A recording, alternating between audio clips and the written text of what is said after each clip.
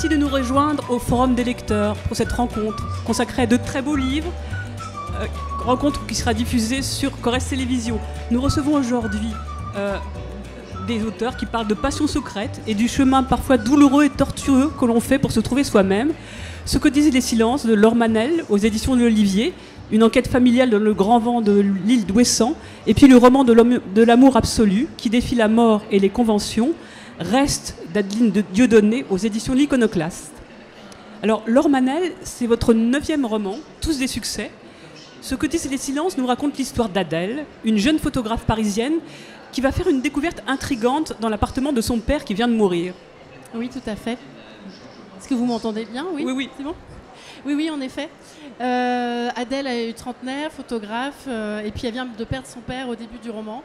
Et elle va découvrir donc des lettres, en effet, qui vont l'intriguer et qui vont l'amener à prendre le bateau pour Ouessant, l'île où elle est née, et pour partir à la recherche de la vérité qui entoure les circonstances véritables, justement, de la mort de sa mère, puisqu'on lui a menti quand elle était petite. Alors, c'est une vraie enquête, en fait, avec un vrai suspense, une enquête familiale. Elle va partir à Ouessant. On peut dire que c'est pas le coup de foudre au départ avec l'île d'Ouessant. Non, pas trop. Elle y va même avec une certaine aversion parce qu'elle a quitté cette île quand elle avait 6 ans en se jurant plus ou moins, enfin pas à 6 ans, mais de ne jamais y retourner parce que son père a voue une haine un peu pour cette île qui l'a privé de sa femme et puis avec laquelle il a été un peu fâché, y compris avec sa belle famille. Donc elle avait surtout pas prévu de revenir là-bas. Mais là, les circonstances font qu'elle va un peu dépasser son aversion pour aller justement, mener son enquête. Alors, dans votre livre, on découvre Ouessant, comme Adèle la découvre. On sent dans votre écriture les embruns, la côte déchirée. C'est un personnage à part entière du roman. Oui. Comment avez-vous réussi à transcrire sa magie et ses traditions, d'ailleurs? Déjà, j'y suis allée plusieurs fois. J'ai fait le tour de l'île plusieurs fois. J'ai visité ses musées. J'ai rencontré aussi des Ouessantins, notamment une guide conférencière qui s'appelle Ondine Morin, qui est aussi marin-pêcheur et qui organise des visites sur l'île. Et puis Christian, qui est né là, au pied du phare qu'on voit sur la couverture. Je cherchais quelqu'un justement qui aurait pu avoir vécu là dans sa jeunesse. Et Ondine m'a donc donné les coordonnées de Christian, qui s'est avéré finalement un formidable informateur pour moi. Donc dès que j'avais des questions, je pouvais l'appeler, lui téléphoner. Alors, des fois, ça devait prendre 5 minutes, ça prenait une demi-heure parce qu'il est très bavard. C'est quelqu'un de passionné qui m'a appris beaucoup de choses sur Ouessant. Et puis, j'avais aussi accumulé toute une documentation écrite, iconographique, des livres, des cartes, etc. Donc, oui, j'ai fait un peu aussi moi-même une petite enquête historique parce que j'avais envie de rendre hommage à cette île et à son histoire qui est très particulière aussi. Parce que cette île, justement, vous l'avez choisie parce qu'elle était pleine de traditions. Oui. Pour quelles raisons, en fait Je trouve que c'est une île assez magique. Alors, toutes les îles bretonnes ont leur identité, mais Ouessant, déjà, c'est l'île qui est la plus loin des côtes françaises. Elle est à peu près à 20 km. C'est une île très, très sauvage. Donc, il y a plein de récifs autour, il y a plein d'épaves. Donc, il y a déjà toute une histoire là-dessus. Il y a les phares, des phares en mer, vraiment, qui sont perdus au milieu de l'eau. Donc, il y a aussi l'histoire des gardiens qui vivaient là. Il y a l'histoire de ces femmes, en fait, puisque finalement, tous les hommes étaient dans la marine marchande. Et finalement, c'était une île de femmes. On appelait l'île aux femmes. Il restait le curé, le maire, voilà. Et puis les personnes vraiment âgées, les hommes âgés. Mais les femmes vivaient entre elles et devaient tout assumer, à la fois les tâches évidemment ménagères, on va dire, l'éducation des enfants, mais aussi les cultures, même la construction des maisons. Enfin, finalement, elles faisaient tout. Donc c'était une île de femmes. Et c'était des femmes aussi qui étaient souvent confrontées déjà à une météo très dure, parce qu'il y a beaucoup de tempêtes et tout ça. Et aussi à une vie difficile et souvent qui leur enlevait justement un enfant, un fils, un mari, parce que la mer, la mer provoque des naufrages aussi. Et donc, en effet, par exemple, à Ouessant, il y a une tradition qui n'existe pas ailleurs, qui s'appelle la proéla, dont je parle dans le livre, voilà. Je ne sais pas s'il faut vraiment que j'aille plus dans les détails. Si. En fait, quand un homme mourait en mer et que le corps ne revenait pas, parce que peut-être ça pouvait être à l'autre bout du monde, les Ouessantins le représentaient, le symbolisaient par une croix de cire. Et donc, il y avait une veillée mortuaire avec cette croix de cire qui était posée sur une nappe. Il y avait plein de rituels. Et après, ils emmenaient cette croix sur un petit coussin jusqu'à l'église. Ils faisaient une messe d'enterrement avec cette croix. Et il a déposé cette croix dans une petite urne qu'il y a au fond de l'église. Et à peu près une fois par an, les croix de l'année étaient mises dans une petite chapelle, un petit mausolée qui est dans le cimetière de Lampol, le bourg, le bourg de Lampol, qui est la petite ville de Ouessant. Et donc cette petite chapelle, on peut la voir, c'est vraiment petit, hein, et dedans il y a toutes les croix de ces hommes qui ont disparu en mer. Et je trouve que cette tradition, elle est à la fois belle et étonnante. Voilà. Et au-delà d'Ouessant, c'est toute la Bretagne qui vous inspire dans vos livres, hein? Oui. Ah, pas dans tous mes livres. Oui. Mais c'est vrai que j'ai une passion pour la Bretagne, que ceux qui me suivent connaissent. Alors, ce que disent les silences, c'est aussi l'histoire d'un secret de famille. C'est une matière riche, puisqu'on en a tous au moins un dans nos familles. Ah bah oui, on est tous concernés. C'est un petit peu ce qui est mis d'ailleurs sur le bandeau. Toutes les familles ont leurs secrets, alors plus ou moins, leurs secrets, leurs tabous, les sujets dont il ne faut pas parler, les choses qu'on aimerait oublier, qui ne sont pas dites et qui pèsent souvent sur les générations qui suivent. Donc c'est ça aussi que j'avais envie de raconter, puisque Adèle, dès le début, elle n'a pas une vie très épanouie, elle s'épanouit dans son travail certes, mais pour le reste, elle n'a jamais trop su nouer de liens amicaux ou sentimentaux.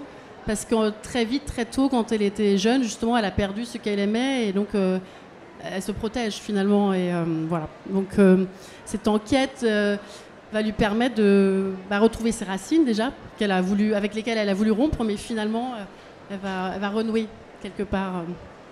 Après, j'en dis pas plus. Oui, tout à fait. Alors, Adèle, à la recherche de clés sur son passé, sa mère, sa famille, va aussi faire des rencontres sur l'île.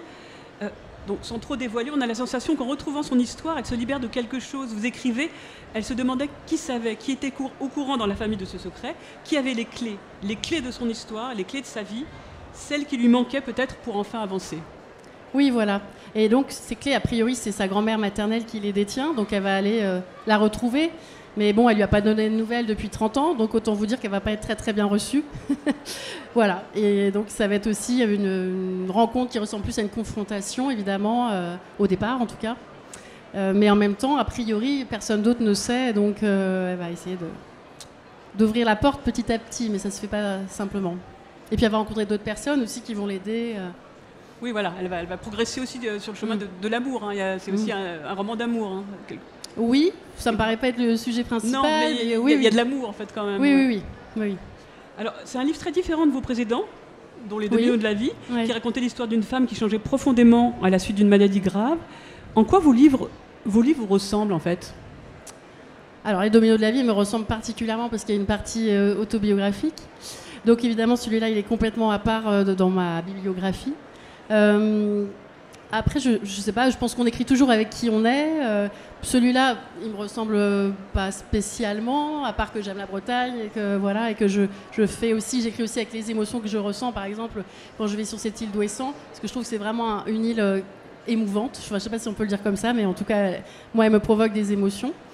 Et après, il y a des thèmes, oui, dans ma famille, il y a eu des secrets, ou en tout cas des sujets tabous, comme dans toutes les familles, donc c'est un matériau romanesque de toute façon, ça c'est certain. Alors, vos romans sont souvent classés dans la catégorie feel good, et des gens vous disent qu'ils vous font du bien, mais c'est un peu paradoxal parce que vous traitez souvent de sujets graves en fait. Ben oui, moi-même ça m'étonne parfois. En fait, c'est vrai que mes livres a priori font du bien, c'est souvent ce qu'il en ressort, c'est ce qu'on me dit, mais en même temps, les sujets à chaque fois sont souvent graves, il y a des points de départ des fois assez dramatiques, oui. Mais alors, ils font du bien. Après, moi, c'est pas mon intention quand j'écris de faire du bien. Je pense que ça se joue là un peu aussi, cette histoire-là. C'est que moi, mon intention, c'est plutôt de faire s'interroger les lecteurs, de les embarquer, qu'ils s'identifient aux personnages, qu'ils se mettent à leur place. Et puis, c'est des histoires de vie, quoi. Voilà. Donc après, si ça provoque des émotions chez le lecteur et que ça lui fait du bien, mais c'est super. Mais c'est pas ce que je cherche en premier. Et cette catégorisation feel good, j'avoue, me déplaît un petit peu, quoi. Je trouve ça réducteur. Oui, tout à fait. Ce magnifique roman nous embarque vraiment sur cette île, vers la recherche d'un passé. Et merci pour lui. Merci. Adeline Dieudonné est votre troisième roman après le très remarqué La vraie vie, qui a obtenu notamment le prix du roman Fnac en 2018 et le Renaudot des lycéens, et Kérosène en 2021, tous publiés chez l'Iconoclaste. Alors c'est un road trip un peu particulier, très transgressif, puisque vous racontez l'histoire d'une femme, la narratrice, qui prend quelques jours de repos avec son amant, un homme marié désigné sous le nom de M, dans un chalet au bord du lac, et un matin, c'est le drame. Bah oui, le matin en général aime bien aller nager dans le lac pendant que mon héroïne fait un petit peu la grasse matinée. Et un matin, elle se réveille et elle aperçoit le corps de M qui flotte à la surface du lac et il est mort.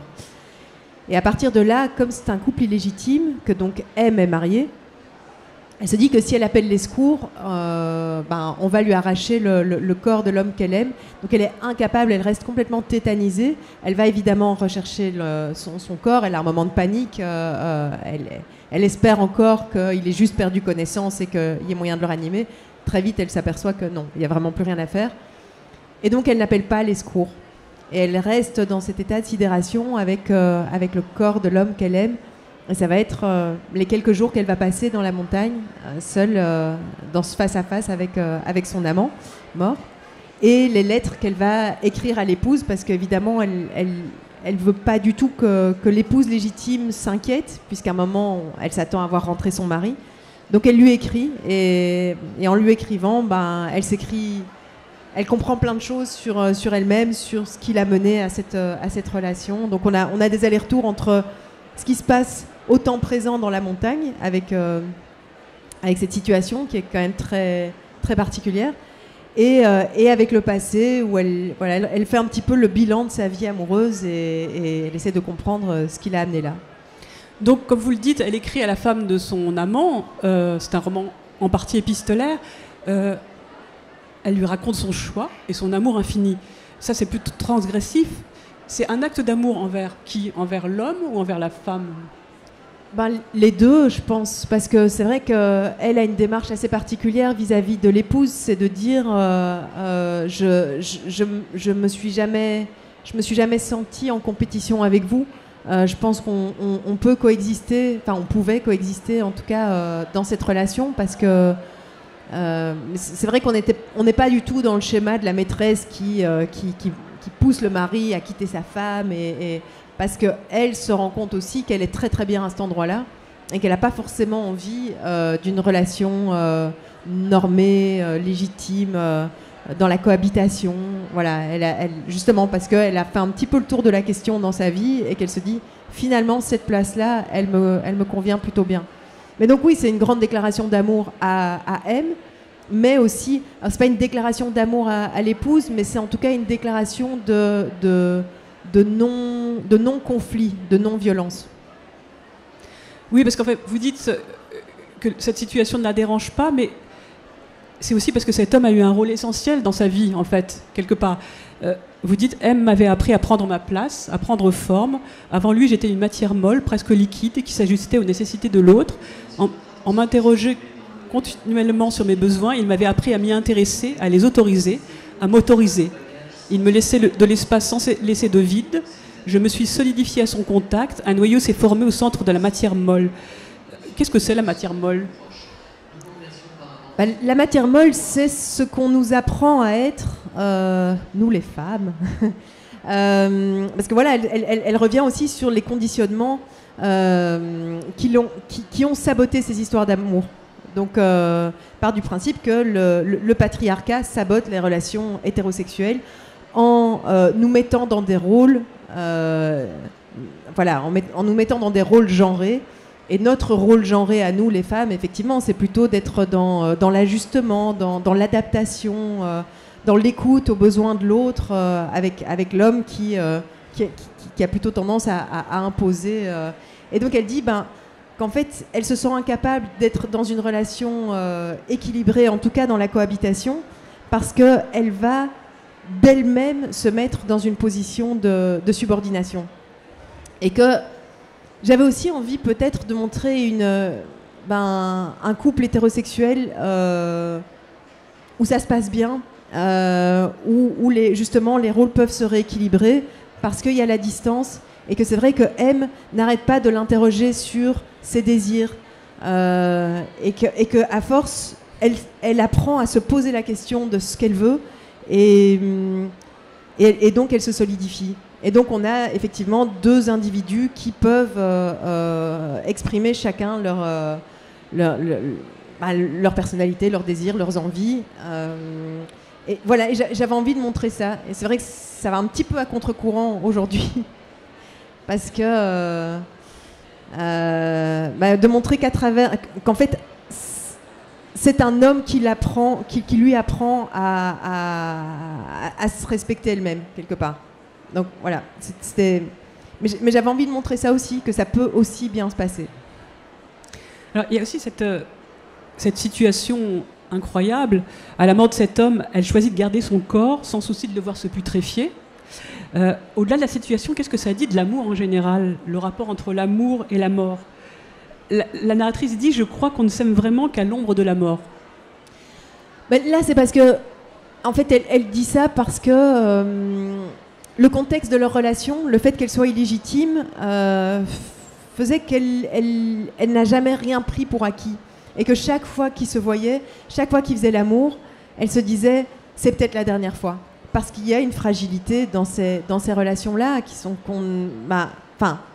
en tout cas, une conscience de la fragilité. Parce que je pense que les relations sont toujours fragiles. En réalité, chaque fois qu'on a beau être marié, chaque fois qu'on fait l'amour, on peut se dire que c'est peut-être la dernière fois. Parce qu'on ne sait pas, l'autre peut passer sous un camion, il peut nous quitter du jour au lendemain. En fait, il y a une illusion de solidité dans les relations plus institutionnalisées.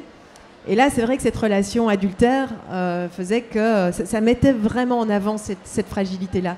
Et donc, ça donnait une sensation d'ici et maintenant, une urgence à s'aimer. Et donc, elle dit qu'elle a passé son temps, parce que c'était une relation longue, ils ont passé 8 ans à s'aimer, ces deux-là.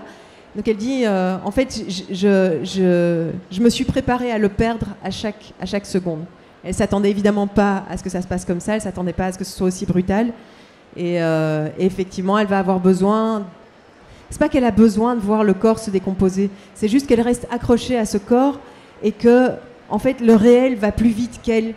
Le réel l'oblige, et c'est extrêmement violent, c'est qu'elle voudrait encore avoir du temps, elle voudrait qu'au moins, même s'il n'est plus là, elle puisse continuer à s'accrocher à son corps parce que c'est lui qui est encore là d'une certaine façon. Elle peut presque se raconter qu'il est endormi, mais ça ne se passe pas comme ça parce qu'il y a la vie et la mort voilà, qui se mélangent et qu'il y a le corps qui se décompose, les bactéries qui font leur boulot de bactéries et ça l'oblige à accepter cette situation. Et je trouve ça intéressant que ça passe justement par le corps et par l'expression de la mort dans ce qu'elle peut avoir de plus...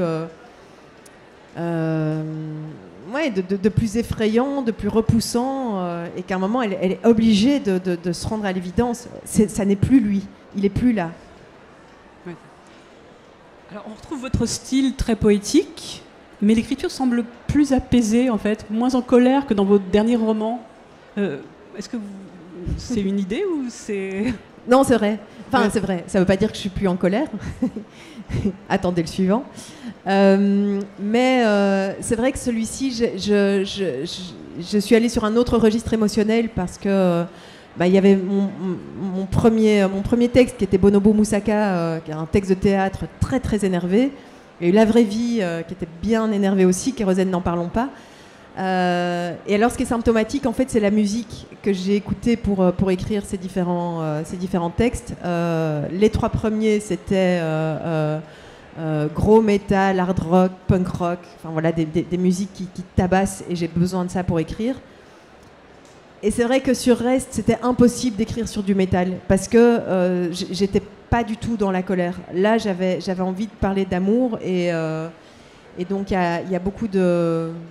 il y a beaucoup de tendresse dans ce texte, il y a beaucoup d'incompréhension aussi, beaucoup de tristesse, mais c'est vrai qu'a priori la colère, je l'ai pratiquement laissée de côté.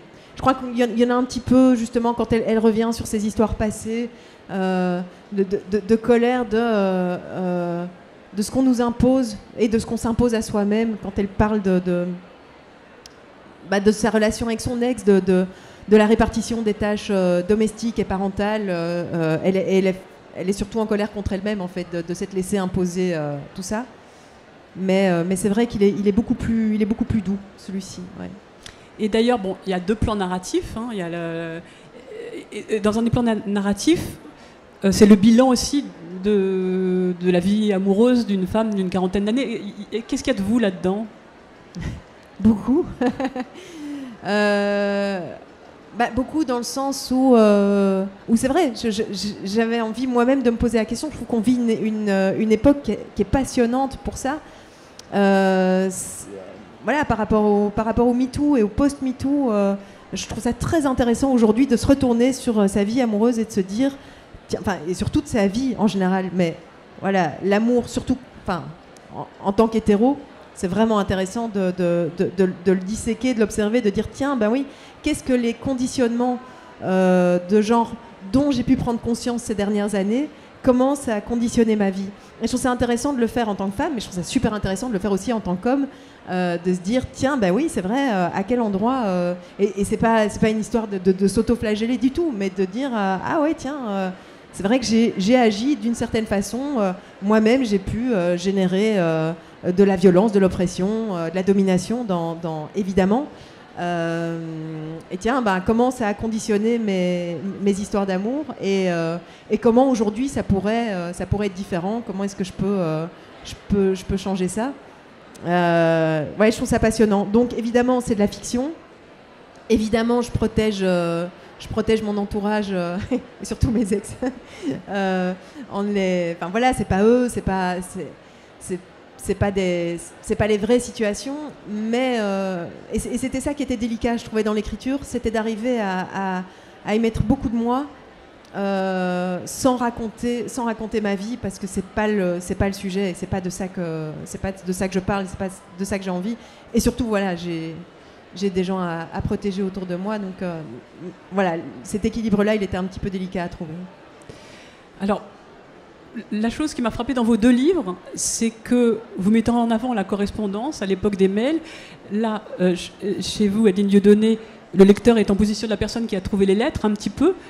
Et vous, Laure Manel, c'est une lettre qui déclenche tout. Donc en fait, c'est un motif romanesque encore, la correspondance, la lettre.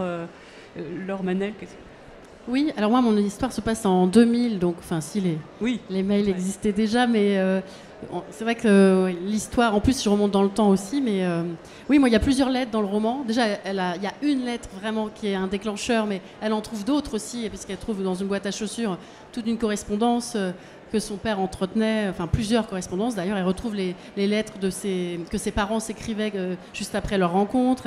Elle découvre aussi, par exemple, des lettres de son père avec son ex-beau-père, alors qu'il était censé être fâché avec, donc évidemment ça l'interpelle.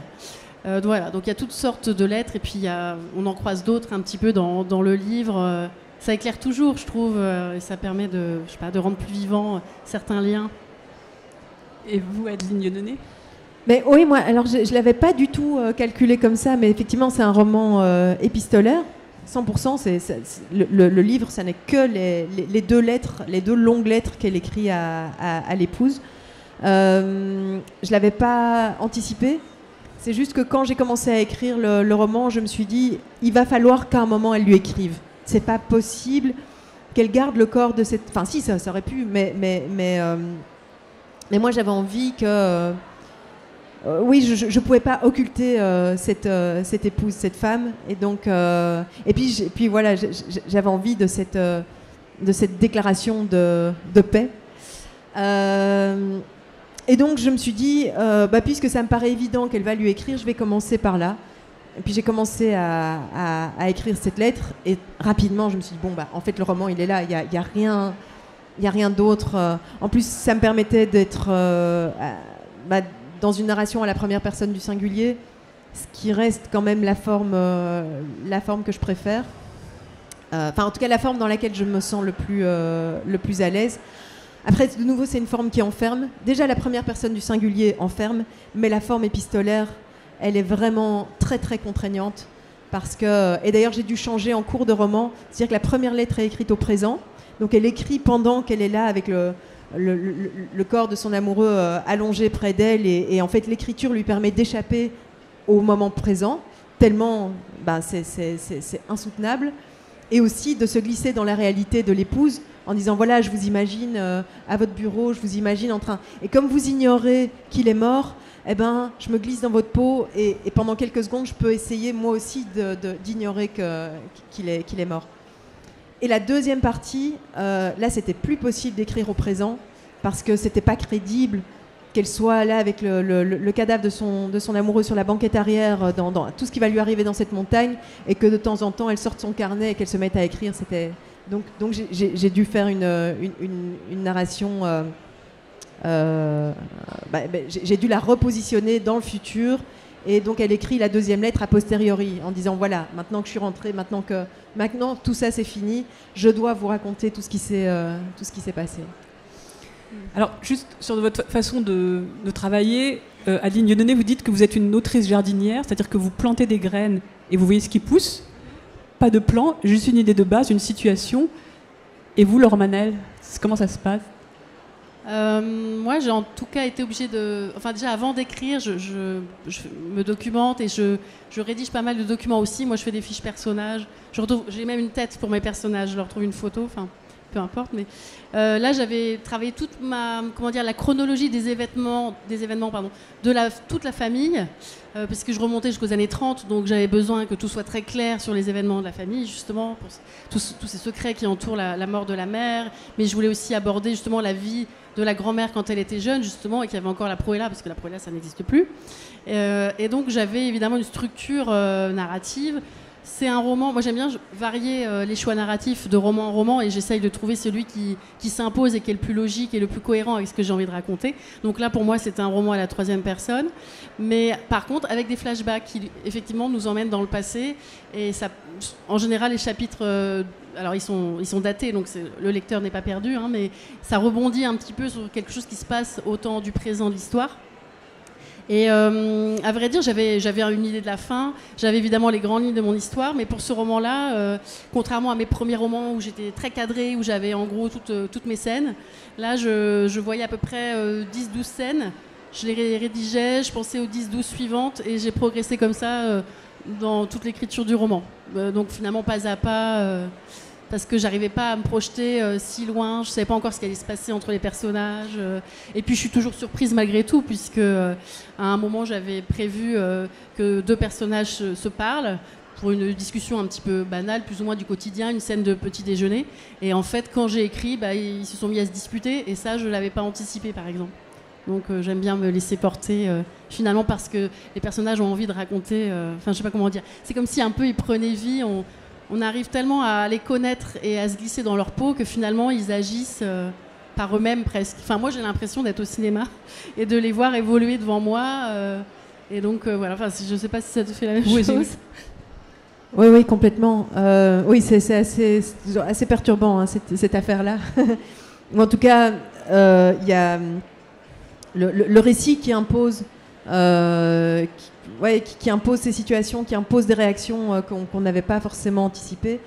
Mais cette histoire d'autrice jardinière, c'est pas de moi, c'est Barbara Abel, ma compatriote, qui dit ça. Et j'aime assez bien cette image. Elle dit il y a les architectes et les jardinières.